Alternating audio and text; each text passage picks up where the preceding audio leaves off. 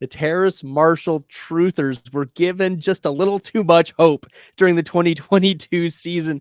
Terrace Marshall was first among all wide receivers in target quality rating, first in catchable target rate, and first in target accuracy. So when the quarterbacks for Carolina were throwing Terrace Marshall the ball, they were doing so accurately. Good for them and good for Terrace Marshall. Marshall was also third in yards per target. So down the field, he was also second in yards per reception. So that outside downfield threat was the role that Marshall took over for pretty much the entire season. He's 42nd in fantasy points per target.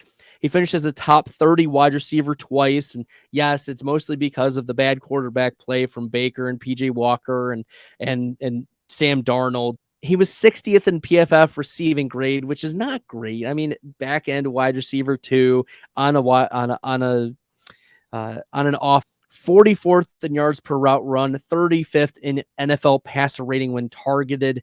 As I mentioned, he is an outside type of wide receiver, but I wonder if he plays a little bit more in the slot, that might be a better spot for Terrace Marshall to be useful in.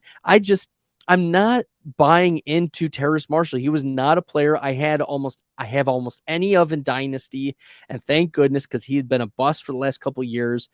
And frankly, even when he hit this year, only 1.1% of the time in an adjusted percentile rate type of way, he was a flex play for your best ball teams. Like maybe he hit in 1 week for you. He was 110th among wide receivers in rate of games where he was at least a flex play for you in best ball. So Terrace Marshall, not somebody that I'm very interested in. He didn't give the efficiency metrics that I saw from Laviska Shenault, but he played a completely different role from Shenault. I wonder how the Panthers are also going to address the wide receiver position. There are just so many needs the Panthers have. They have need at quarterback.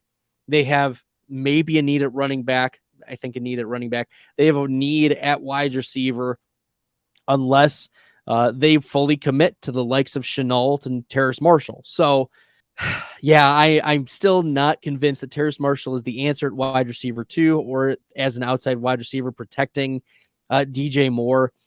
Even with a quarterback upgrade, I can't see Terrace Marshall being more than the occasional dart throw flex play in 2023.